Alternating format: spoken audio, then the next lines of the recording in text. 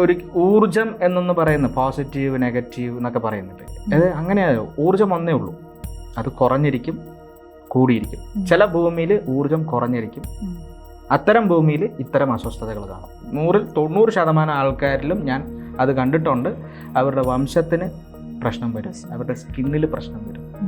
അപ്പോൾ ഇവിടെ എന്താണ് ഇനി ഇതിൽ പരിഹാരം എന്ന് പറഞ്ഞു കഴിഞ്ഞാൽ, കൃത്യമായൊരു താന്ത്രിക വിധി പ്രകാരം കൃത്യമായി അറിയുന്ന ഒരാളെ വിളിച്ച് അതിനെ ഒന്നില്ലെങ്കിൽ ആവാഹിച്ച് കുടിയിരുത്തി പൂജിച്ച് വീണ്ടും ആ റിച്വൽസിനെ കൊണ്ടുവരിക. സുധി സർ, ചില വീടുകളിൽ താമസിക്കുമ്പോൾ അവിടെ ചില എനർജികൾ നമുക്ക് ഒട്ടും നല്ലതല്ലാത്ത ഒരു ഫീലിംഗ് വരും. അത് ചിലപ്പോൾ അത് ആരോഗ്യപരമായ പ്രശ്നങ്ങളായിട്ടായിരിക്കും, മാനസികപരമായ പ്രശ്നങ്ങളിൽ വരും. അതൊക്കെ ചില ശക്തികളുടെ സ്വാധീനമാണെന്ന് നോക്കുമ്പോൾ പറയാറുണ്ട്.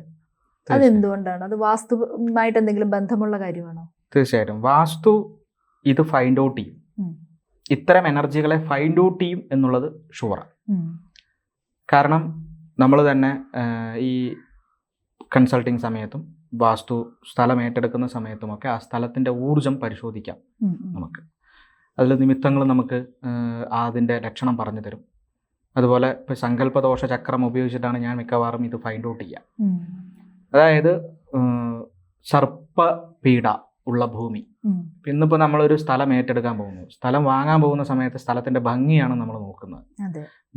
സ്ഥലത്തിനടിയിൽ ഒളിഞ്ഞു കിടക്കുന്ന വസ്തുക്കളോ എന്തെങ്കിലും ഈ പറയുന്ന അസ്ഥിശല്യം, അതുപോലെ നാഗങ്ങളുടെ പുറ്റെന്തെങ്കിലുമൊക്കെ ഉണ്ടാവും. അതിനെയൊക്കെ മുൻപ് വെച്ചാരാധന ഉണ്ടായിരുന്ന സ്ഥലങ്ങൾ. അപ്പോൾ ഇതൊക്കെ നമുക്ക് സ്ഥലം വാങ്ങാൻ പോകുന്ന സമയത്ത് ഈ റിയൽ എസ്റ്റേറ്റ് ബിസിനസ്സുകാർ ഇല്ലെങ്കിൽ ഈ പറയുന്ന കച്ചവടത്തിന് വേണ്ടിയിട്ട് അതിനെയൊക്കെ നിരപ്പാക്കി. അല്ല, ഇപ്പോഴത്തെ ഒരു ജനറേഷൻ തന്നെ അങ്ങനെയാണല്ലോ, നാഗദോഷോ പിന്നെ എന്നുള്ളൊരു സംഭവമാണല്ലോ. അപ്പോൾ ഇവര് ചെയ്യുന്ന ആ ലാൻഡൊക്കെ അവർ കൃത്യമാക്കി അങ്ങനെ ഒരു സംവിധാനമേ അവിടെ ഇല്ല എന്ന രീതിയിൽ ആക്കി തന്നിട്ട് നമ്മൾ വാങ്ങും. ആ വീട്ടിൽ ആ സ്ഥലത്ത് വീട് കെട്ടി അവിടെ നമ്മൾ ജീവിക്കാൻ തുടങ്ങുമ്പോഴാണ് ഈ പറയുന്ന ശക്തികളുടെ സ്വാധീനമുണ്ടെന്നൊക്കെ നമുക്ക് തോന്നുന്നതും ഒരു പാരാനോർമൽ അവസ്ഥകളൊക്കെ ഉള്ളതുപോലെയൊക്കെ നമുക്ക് ഫീൽ ചെയ്യുന്നത്. കാരണം എന്താണെന്ന് വെച്ചാൽ ഇവിടെ ഒരു ഊർജം എന്നൊന്ന് പറയുന്നത് പോസിറ്റീവ് നെഗറ്റീവ് എന്നൊക്കെ പറയുന്നുണ്ട്. അത് അങ്ങനെയായോ, ഊർജം ഒന്നേ ഉള്ളൂ, അത് കുറഞ്ഞിരിക്കും കൂടിയിരിക്കും. ചില ഭൂമിയിൽ ഊർജം കുറഞ്ഞിരിക്കും, അത്തരം ഭൂമിയിൽ ഇത്തരം അസ്വസ്ഥതകൾ കാണും. അതിനെ പ്രേതം ഭൂതം എന്നൊക്കെ നമ്മൾ അത് ഓരോ ആൾക്കാരുടെ പ്രയോഗ ശൈലിയാണ്. നമ്മൾ അതിലൊന്നും അത് എന്തോ ആയിക്കോട്ടെ, പക്ഷെ ഇങ്ങനെയുള്ളത് വാസ്തു ഫൈൻഡ് ഔട്ട് ചെയ്യാൻ പറ്റും. അതായത് ഇപ്പോൾ പറഞ്ഞല്ലോ വെച്ചാരാധനകളുള്ള എന്താണ് അതിൻ്റെയൊക്കെ പിന്നിലെ ഒരു സയൻറ്റിഫിക് റീസൺ എന്താണ്? അതായത് ഒരു വിഗ്രഹം അവിടെ ഇരിക്കുന്നു, ഇപ്പോൾ ഒരു നാഗങ്ങളുടെ ഒരു വിഗ്രഹം അവിടെ ഇരിക്കുന്നു, നിരന്തരമായിട്ട് ആ വീട്ടിലൊരാൾ അദ്ദേഹത്തിൻ്റെ കുടുംബത്തെ സംരക്ഷിക്കുന്നത് ആ നാഗങ്ങളാണെന്ന് വിശ്വസിച്ച് അതിന് പൂജയും ഇതൊക്കെ കഴിഞ്ഞ് ആ സങ്കല്പം, ഒരു തോട്ട് എനർജി നിരന്തരമായിട്ട് ആ വിഗ്രഹത്തിലൂടെ ആ ചുറ്റുപാടുകളിൽ കൊടുത്തുകൊണ്ടേയിരിക്കുകയാണ്. ഒരു ദിവസം ആ സാധനത്തേക്ക് അവിടെ നിന്ന് എടുത്തു മാറ്റിയാലും ഈ തോട്ട് എനർജി അവിടെ ഉണ്ട്. ആ എനർജി അവിടെ പോകുന്നില്ല. കാരണം ആ എനർജി, ആ സങ്കല്പം അത്രയും ശക്തമാണ്. അത് ഒരു ദിവസം കാലങ്ങളായി ഉള്ളതാണ്. അതാണ് അത്രയും കാലത്തെ നിരന്തര പ്രാക്ടീസിലൂടെ അയാൾ ആ സങ്കല്പത്തെ അവിടെ പ്രതിഷ്ഠിക്കുകയാണ്. അതാണ് ഈ പ്രാണപ്രതിഷ്ഠ എന്നൊക്കെ പറയുന്നത് പോലെ. അത്രയ്ക്ക് പവർഫുൾ ആണ് അവരുടെ ഇന്റൻഷൻ. കാരണം അവർ വിശ്വസിക്കുകയാണ് എൻ്റെ കുലത്തെ സംരക്ഷിക്കുന്നു. ആ ഒരു സാധനം അവിടെ ശക്തിമത്തായിട്ട് അയാളെ സംരക്ഷിച്ചുകൊണ്ടേ ഇരിക്കാൻ നിലകൊള്ളും. കാരണം ആൾ പോസിറ്റീവായിട്ടാണ് എൻ്റെ കുടുംബത്തെ രക്ഷിച്ചോണം, എൻ്റെ കുലത്തെ രക്ഷിച്ചോണം എന്നൊക്കെ പറഞ്ഞു. അപ്പോൾ ആ സാധനം എന്താ, കൃത്യമായിട്ട് അത് വർക്ക് ചെയ്യും.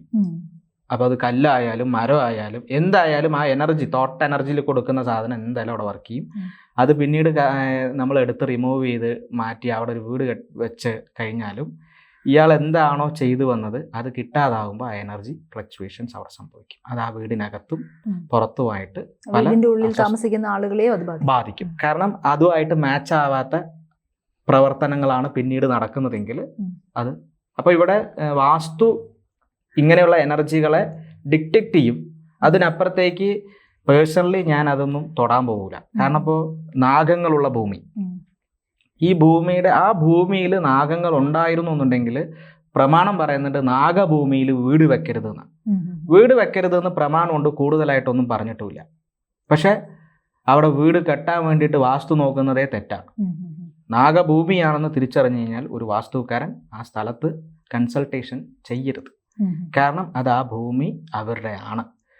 ആ ഭൂമിയിലൊരു വീട് കെട്ടിക്കഴിഞ്ഞാൽ ആ ഭൂമിയിൽ താമസിക്കുന്ന ആൾക്കാർക്ക് ചിലപ്പോൾ, എല്ലാവരും എനിക്ക് പറയാൻ പറ്റൂല, പക്ഷെ 90% ആൾക്കാരിലും ഞാൻ അത് കണ്ടിട്ടുണ്ട്, അവരുടെ വംശത്തിന് പ്രശ്നം വരും, അവരുടെ സ്കിന്നിൽ പ്രശ്നം വരും.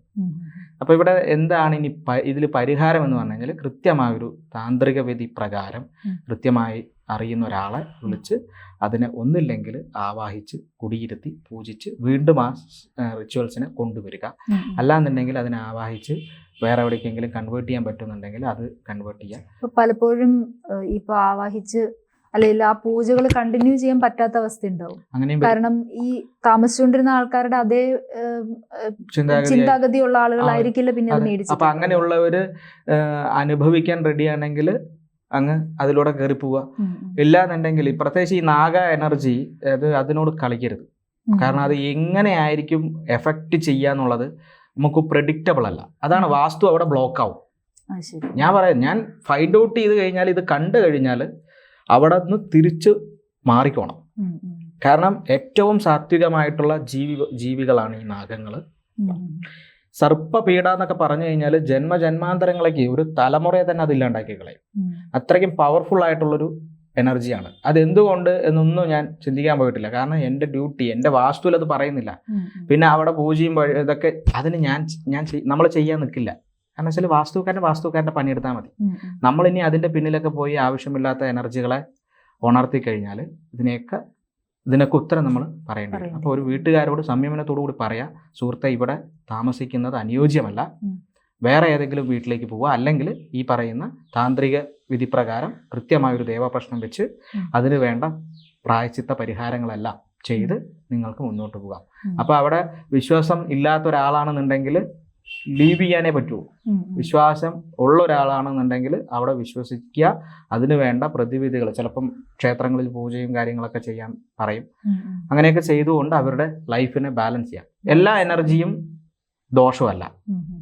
അതാണ് അടുത്തൊരു രസകരമായിട്ടുള്ള സാധനം. കാരണം ചില എനർജികളെ നമ്മൾ ആരാധിച്ചു വന്നു കഴിഞ്ഞാൽ നമ്മുടെ കുടുംബത്തിന് അഭിവൃദ്ധി ഉണ്ടാകും.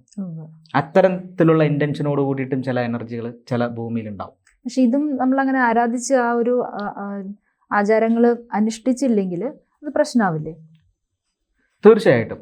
അതാണ് പറയുന്നത്, നമുക്ക് തിരഞ്ഞെടുക്കാനുള്ള സ്വാതന്ത്ര്യം തരുകയാണ് വാസ്തുക്കാരൻ. അത് പറയും, നിങ്ങൾക്ക് എന്ത് വേണമെങ്കിലും തിരഞ്ഞെടുക്കാം. വാസ്തു ഇനി ഇങ്ങനെ അടുത്തതിലേക്ക് പറയുന്നില്ല. അത് കാരണം നാഗങ്ങളുടെ ഭൂമിയാണെങ്കിൽ അവിടെ വീട് വെക്കരുത് എന്നുള്ളത് ഉള്ളതാണ്. അപ്പം പിന്നെ വെറുതെ പിന്നെ അവിടെ പരിഹാരങ്ങൾ, റെമഡിയൽ കൺസൾട്ടിങ്, അങ്ങനെ ഒരു സാധനം ഇട്ട് കളിക്കരുത്. കാരണം ചിലപ്പോൾ അത് അയാളുടെ കുടുംബത്തെയോ അല്ലെങ്കിൽ വാസ്തു നോക്കുന്നവൻ്റെയോ ജീവിതത്തെയോ അത് പ്രതികൂലമായി ബാധിക്കും. അപ്പം കൃത്യമായിട്ടുള്ള പണ്ഡിതന്മാർ അതിനെക്കുറിച്ച് മനസ്സിലായി അത് കൈകാര്യം ചെയ്യുന്ന പണ്ഡിതന്മാർ വന്ന് അതിന് വേണ്ട പ്രതിവിധികൾ നിർദ്ദേശിക്കുന്നത് പ്രകാരം. ഇപ്പം ഞാൻ വാസ്തുവിൽ മാത്രം കോൺസെൻട്രേറ്റ് ചെയ്യുന്ന ആളായത് കാരണം കൊണ്ടാണ് കേട്ടോ ഞാനത് മറ്റു പണ്ഡിതന്മാർക്ക് കൈമാറണം എന്ന് പറയാൻ കാരണം. എനിക്കിപ്പോൾ അത് ചെയ്യാനുള്ള അറിവും പക്വതയൊക്കെ ഉണ്ടെങ്കിൽ ചെയ്യുന്നതിൽ ഒരു തെറ്റുമില്ല.